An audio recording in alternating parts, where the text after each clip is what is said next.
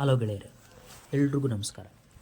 ಈ ವಿಡಿಯೋದಲ್ಲಿ 2014ರಲ್ಲಿ ನಡೆದಂತಹ UPSC ಕನ್ನಡ ಆಪ್ಷನಲ್ ಪೇಪರನ್ನು ನೋಡೋಣ ಬನ್ನಿ.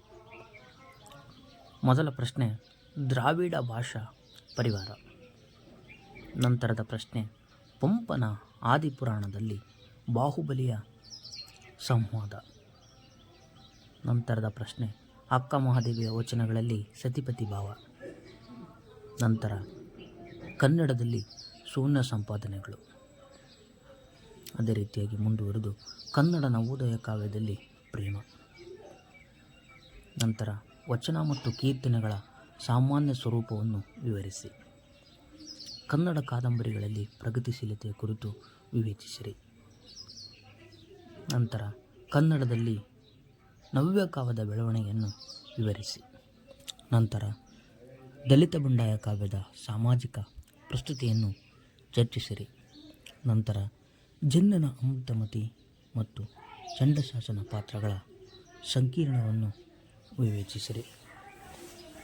ಹಾಗೆ ಮುಂದುವರೆದು ನೋಡುವುದಾದರೆ, ನಾಗಚಂದ್ರನ ದುರಂತ ರಾವಣ ಪಾತ್ರ ಕುರಿತು ಚರ್ಚಿಸಿ.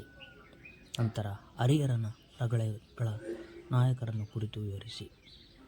ನಂತರ ಹರಿಶ್ಚಂದ್ರ ಕಾವ್ಯದಲ್ಲಿ ಕರ್ಣರಸ ಕುರಿತು ವಿವರಿಸಿ. ನಂತರ ಭಾರತೀಯ ರಂಗಭೂಮಿಗೆ ಕನ್ನಡ ನಾಟಕಗಳ ಕೊಡುಗೆ ಕುರಿತು ವಿವೇಚಿಸಿರಿ. ನಂತರ ಕನ್ನಡದಲ್ಲಿ ಮಹಿಳಾ ಕಥಾ ಸಾಹಿತ್ಯ ಕುರಿತು ವಿವರಿಸಿ. ನಂತರ ಕನ್ನಡ ಕಾದಂಬರಿಗಳಲ್ಲಿ ವಸ್ತುವಾದದ ಬಗ್ಗೆ ಬರೆಯಿರಿ. ನಂತರ ನವೋದಯ ಕಾವ್ಯದ ಮೇಲೆ ಆಂಗ್ಲ ಕಾವ್ಯದ ಪ್ರಭಾವ ಕುರಿತು ವಿವೇಚಿಸಿರಿ. ನಂತರ ನವ್ಯ ವಿಮರ್ಶೆ. ನಂತರ ರಸಪ್ರಭೇದಗಳು, ಕರ್ನಾಟಕ ಸಂಸ್ಕೃತಿಯ ವಿಶಿಷ್ಟತೆಗಳು, ದಾಸ ಸಾಹಿತ್ಯ ಮತ್ತು ಕರ್ನಾಟಕ ಸಂಗೀತ ಪರಂಪರೆ, ಉತ್ತರ ಕರ್ನಾಟಕದಲ್ಲಿ ಕರ್ನಾಟಕ ಏಕೀಕರಣ ಚಳವಳಿ. ನಂತರದ ಪ್ರಶ್ನೆ, ಧ್ವನಿ ಪ್ರಭೇದಗಳ ವಿವೇಚನೆಯನ್ನು ನಿದರ್ಶನಗಳೊಂದಿಗೆ ಪ್ರಸ್ತುತಪಡಿಸಿ. ನಂತರ ಅಲಂಕಾರ ಪ್ರಸ್ಥಾನವನ್ನು ಪ್ರಮುಖ ಆಕಾರಗಳ ಮೂಲಕ ವಿವೇಚಿಸಿರಿ. ಕಾವ್ಯಮೀಮಾಂಸೆಯಲ್ಲಿ ಔಚಿತ್ಯ ಸಿದ್ಧಾಂತ. ನಂತರ ರೀತಿ ರಕಾತ್ಮಕ ಕಾವ್ಯದ ವಿವೇಚನೆ ಮಾಡಿರಿ. ಕನ್ನಡ ನಾಡನುಡಿಯ ಕವಿತೆಗಳಲ್ಲಿ ಪ್ರಾದೇಶಿಕತೆ ಮತ್ತು ಭಾರತೀಯ ಕುರಿತು ವಿವೇಚಿಸಿರಿ. ಕರ್ನಾಟಕ ಸಂಸ್ಕೃತಿಗೆ ವಹಿಸಲಾರ ಕೊಡುಗೆ. ಕರ್ನಾಟಕದಲ್ಲಿ ವೈಷ್ಣವ ಧರ್ಮ, ಜೈನ ಧರ್ಮದ ಕೇಂದ್ರಗಳು.